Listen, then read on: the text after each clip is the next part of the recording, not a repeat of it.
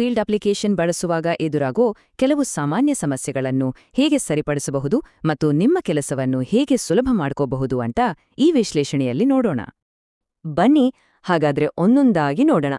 Login ಸಮಸ್ಯೆಯಿಂದ ಶುರು ಮಾಡಿ ಡೇಟಾ ಎಂಟ್ರಿ ಮಾಡೋವಾಗ ಆಗೋ ತಪ್ಪುಗಳವರೆಗೆ ಹೀಗೆ ಒಟ್ಟು 5 ಮುಖ್ಯವಾದ ವಿಷಯಗಳ ಬಗ್ಗೆ ಮಾತಾಡೋಣ.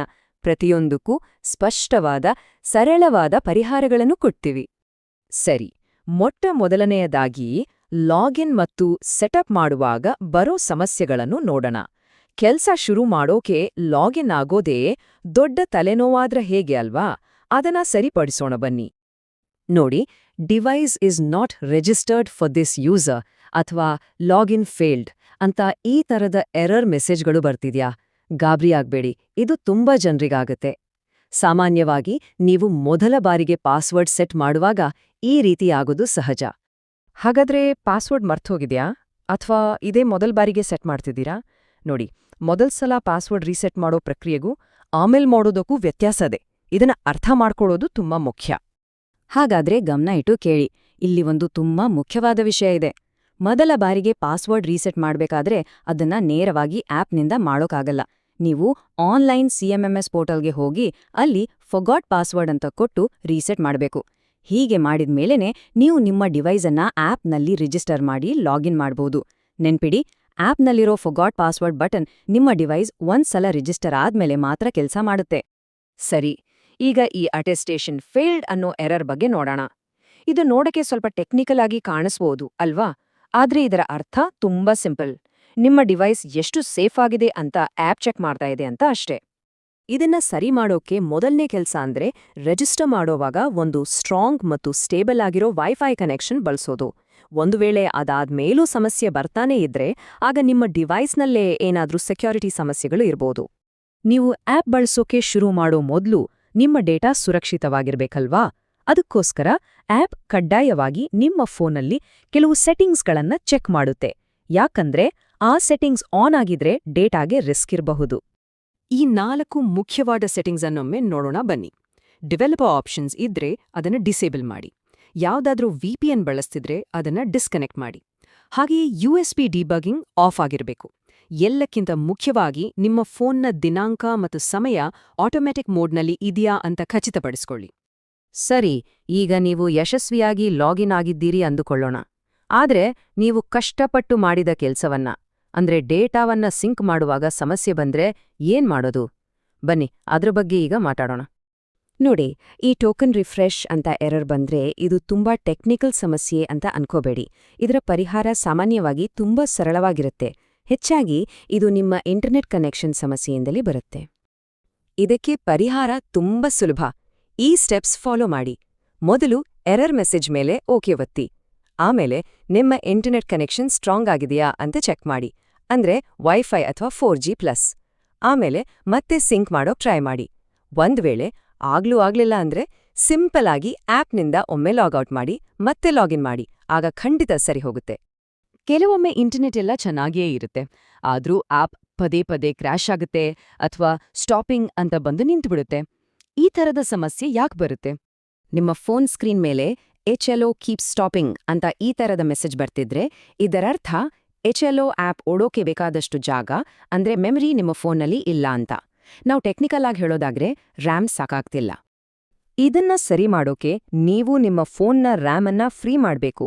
ಯಾಕಂದ್ರೆ HLO ಆಪ್ ಡೇಟಾವನ್ನ ಎನ್ಕ್ರಿಪ್ಟ್ ಮಾಡಿ ಸೇಫ್ ಆಗಿಡೋಕೆ ರ್ಯಾಮ್ ಬಳಸತ್ತೆ. ಅದಕ್ಕೆ ಬೇರೆ ಎಲ್ಲ ಆಪ್ಗಳನ್ನ ಅಂದ್ರೆ ಬ್ಯಾಕ್ಗ್ರೌಂಡಲ್ಲೇ ಓಡ್ತಿರೋ ಎಲ್ಲ ಆಪ್ಗಳನ್ನ ಕ್ಲೋಸ್ ಮಾಡಿ. ಅದರಲ್ಲೂ ಫೇಸ್ಬುಕ್, ಇನ್ಸ್ಟಾಗ್ರಾಮ್ ತರಹ ಜಾಸ್ತಿ ಪವರ್ ತಗೊಳ್ಳೋ ಆಪ್ಗಳನ್ನ ಮೊದಲು ನಿಲ್ಲಿಸಿ. ಆಗ ಆಪ್ ಚೆನ್ನಾಗಿ ಕೆಲಸ ಮಾಡುತ್ತೆ. ಸರಿ, ಈಗ ನೀವು ಫೀಲ್ಡ್ನಲ್ಲಿದ್ದೀರಿ, ಡೇಟಾ ಎಂಟ್ರಿ ಮಾಡ್ತಾ ಇದ್ದೀರಿ ಅಂದ್ಕೊಳ್ಳಿ. ಆ ಸಮಯದಲ್ಲಿ ಆಗಬಹುದಾದ ಕೆಲವು ಸಾಮಾನ್ಯ ಸಮಸ್ಯೆಗಳನ್ನ ಈಗ ನೋಡೋಣ. ಅಬ್ಬಾ, ಇದಕ್ಕಿಂತ ದೊಡ್ಡ ಶಾಕ್ ಇನ್ನೊಂದಿಲ್ಲ ಅಲ್ವಾ? ನೀವು ಎಷ್ಟೊತ್ತೋ ಕೆಲಸ ಮಾಡಿ ಎಂಟರ್ ಮಾಡಿದ ಡೇಟಾ ಆಪ್ ಓಪನ್ ಮಾಡಿದಾಗ ಇದ್ದಕ್ಕಿದ್ದಂತೆ ಕಾಣೆಯಾಗಿದ್ರೆ ಹೇಗಾಗ್ಬೇಕಡೋ? ಭಯ ಪಡ್ಬೇಡಿ, ಅದಕ್ಕೂ ಒಂದು ಪರಿಹಾರ ಇದೆ. ಪರಿಹಾರಕ್ಕೆ ಸ್ವಲ್ಪ ತಾಳ್ಮೆ ಬೇಕು ಅಷ್ಟೇ. ಆಪ್ನಿಂದ ಲಾಗೌಟ್ ಮಾಡಿ ಸುಮ್ನೆ ಒಂದು 10 ನಿಮಿಷ ಕಾಯಿರಿ. ಯಾಕೆ ಕಾಯಬೇಕು ಅಂದ್ರೆ ಆ ಸಮಯದಲ್ಲಿ ನಿಮ್ಮ ಸೆಷನ್ ಸರ್ವರ್ನಲ್ಲಿ ಸರಿಯಾಗಿ ರೀಸೆಟ್ ಆಗುತ್ತೆ. ಆಮೇಲೆ ಮತ್ತೆ ಲಾಗಿನ್ ಆದ್ರೆ ಸಾಕು, ನಿಮ್ಮ ಡೇಟಾ ವಾಪಸ್ ಬಂದಿರುತ್ತೆ. ಅಷ್ಟೇ. ನಾನು ಬಿಲ್ಡಿಂಗ್ ನಂಬರ್ ಹಾಕುವಾಗ ತಪ್ಪು ಮಾಡಿಬಿಟ್ಟೆ, ಈಗ ಅದನ್ನ ಎಡಿಟ್ ಮಾಡೋಕೆ ಆಗ್ತಿಲ್ಲ ಅಂತ ತುಂಬಾ ಜನ ಹೇಳ್ತಾರೆ. ಇಲ್ಲಿ ಒಂದು ವಿಷಯವನ್ನ ಎಲ್ಲರೂ ನೆನ್ಪಿಟ್ಕೊಳ್ಬೇಕು.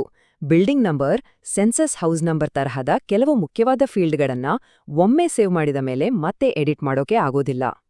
ಹಾಗಾದ್ರೆ ಈ ನಂಬರ್ಗಳನ್ನ ಹಾಕುವಾಗ ತಪ್ಪು ಮಾಡಿದ್ರೆ ಸರಿಪಡಿಸೋದು ಹೇಗೆ? ಒಂದೇ ಒಂದು ದಾರಿ ಇದೆ. ನೀವು ಡೇಟಾ ಸಿಂಕ್ ಮಾಡೋಕ್ಕೂ ಮುಂಚೆ ಆ ತಪ್ಪಾದ ಎಂಟ್ರಿಯನ್ನ ಪೂರ್ತಿಯಾಗಿ ಡಿಲೀಟ್ ಮಾಡಬೇಕು. ಆಮೇಲೆ ಸರಿಯಾದ ನಂಬರ್ಗಳನ್ನ ಹಾಕಿ ಹೊಸದಾಗಿ ಎಂಟ್ರಿ ಮಾಡಬೇಕು. ಅಷ್ಟೇ. ಸರಿ, ಇಲ್ಲಿವರೆಗೂ ನಾವು ಬೇರೆ ಬೇರೆ ಸಮಸ್ಯೆಗಳ ಬಗ್ಗೆ ನೋಡಿದ್ವಿ. ಈಗ ಎಲ್ಲಕ್ಕಿಂತ ಮುಖ್ಯವಾದ ಕೆಲವು ನಿಯಮಗಳನ್ನ ನೋಡೋಣ. ಇವುಗಳನ್ನ ಪಾಲಿಸಿದ್ರೆ ದೊಡ್ಡ ದೊಡ್ಡ ಸಮಸ್ಯೆಗಳನ್ನೇ ನೀವು ತಡೆಯಬಹುದು. ಈ ಇಡೀ ವಿಶ್ಲೇಷಣೆಯಿಂದ ನೀವು ಒಂದೇ ಒಂದು ವಿಷಯವನ್ನ ನೆನ್ಪಿಟ್ಕೊಳ್ಬೇಕು ಅಂದ್ರೆ ಅದು ಇದೆ. ನಿಮ್ಗೆ ಯಾವುದೇ ಸಮಸ್ಯೆ ಬರಲಿ, ಎಷ್ಟೇ ದೊಡ್ಡ ಸಮಸ್ಯೆ ಇರಲಿ, ದಯವಿಟ್ಟು ಆಪ್ ಅನ್ನ ಅನ್ಇನ್ಸ್ಟಾಲ್ ಮಾಡಬೇಡಿ. ಯಾಕಂದ್ರೆ ಹಾಗೆ ಮಾಡಿದ್ರೆ ಸಿಂಕ್ ಆಗದೆ ಉಳ್ದಿರೋ ನಿಮ್ಮ ಎಲ್ಲಾ ಡೇಟಾ ಪರ್ಮನೆಂಟ್ ಆಗಿ ಡಿಲೀಟ್ ಆಗೋ ಹೋಗೋ ಚಾನ್ಸ್ ಇರುತ್ತೆ. ಸೊ ಒಟ್ಟಾರೆಯಾಗಿ ಹೇಳೋದಾದ್ರೆ ಏನ್ ಮಾಡಬೇಕು ಮತ್ತು ಏನ್ ಮಾಡಬಾರ್ದು ಅಂತ ನೋಡೋಣ. ಹೆಚ್ಚಿನ ಸಮಸ್ಯೆಗಳಿಗೆ ಲಾಗೌಟ್ ಮಾಡಿ ಲಾಗಿನ್ ಮಾಡೋದು ಮೊದಲನೇ ಸ್ಟೆಪ್. ಮೊದಲನೇ ಪಾಸ್ವರ್ಡ್ ರೀಸೆಟ್ಗೆ CMMS ಪೋರ್ಟಲ್ ಮಾತ್ರ ಬಳಸಿ. ನಂಬರ್ ತಪ್ಪು ಹಾಕಿದ್ರೆ ಆ ಎಂಟ್ರಿಯನ್ನ ಡಿಲೀಟ್ ಮಾಡಿ ಹೊಸದಾಗಿ ಹಾಕಿ. ಯಾವುದೇ ಕಾರಣಕ್ಕೂ ಮೊದಲು ಅನ್ಇನ್ಸ್ಟಾಲ್ ಮಾಡೋ ಯೋಚನೆ ಮಾಡಬೇಡಿ. ಹಾಗಾದ್ರೆ ಮುಂದಿನ ಸಲ ಆಪ್ನಲ್ಲಿ ಏನಾದ್ರೂ ಸಮಸ್ಯೆ ಬಂದ್ರೆ ನೀವು ಮೊದಲು ಪ್ರಯತ್ನಿಸೋ ಸ್ಟೆಪ್ ಯಾವುದು? ನೆನ್ಪಿರಲಿ, ಒಂದು ಸಿಂಪಲ್ ಲಾಗೌಟ್ ಮತ್ತು ಲಾಗಿನ್ ಎಷ್ಟೋ ಸಮಸ್ಯೆಗಳನ್ನ ಬಗೆಹರಿಸುತ್ತೆ. ಇದು ನಿಮ್ಮ ಸಮಯವನ್ನ ಉಳಿಸುತ್ತೆ ಮತ್ತು ನಿಮ್ಮ ಅಮೂಲ್ಯ ಡೇಟಾವನ್ನ ಕಾಪಾಡುತ್ತೆ. ಈ ವಿಶ್ಲೇಷಣೆಯಲ್ಲಿ ನೀಡಿರೋ ಮಾಹಿತಿ ಕೇವಲ ತಿಳುವಳಿಕೆಗಾಗಿ ಮಾತ್ರ. ಹೆಚ್ಚಿನ ವಿವರಗಳಿಗಾಗಿ ದಯವಿಟ್ಟು ಅಧಿಕೃತ ಹ್ಯಾಂಡ್ಬುಕ್ ಅಥವಾ ವೆಬ್ಸೈಟ್ ಅನ್ನು ನೋಡಿ. ಈ ವಿಶ್ಲೇಷಣೆ ನಿಮ್ಗೆ ಇಷ್ಟ ಆಗಿದ್ರೆ ದಯವಿಟ್ಟು ಲೈಕ್ ಮಾಡಿ, ಶೇರ್ ಮಾಡಿ ಮತ್ತು ನಮ್ಮ ಚಾನೆಲ್ಗೆ ಸಬ್ಸ್ಕ್ರೈಬ್ ಮಾಡಿ. ಜನಗಣತಿ ದೇಶದ ಕಣ್ಣು, ಜನರ ಸಂಖ್ಯೆ ಆಧಾರವೆನ್ನು, ಸತ್ಯ ಮಾಹಿತಿಯ ಬೆಲೆ ತಿಳಿದು ನಮ್ಮ ಕರ್ತವ್ಯ ಮಾಡೋಣವೆನ್ನು. ಮನೆ ಮನೆಗೆ ಮಾಹಿತಿ ಕೊಡಿ, ಭಯವಿಲ್ಲದೆ ಉತ್ತರ ನೀಡಿ. ನಮ್ಮ ಹಕ್ಕು ನಮ್ಮದೇ ಇದು, ಸಹಕರಿಸಿ ದೇಶ ಬೆಳೆಸಿ. ಜನಗಣತಿ ಭವಿ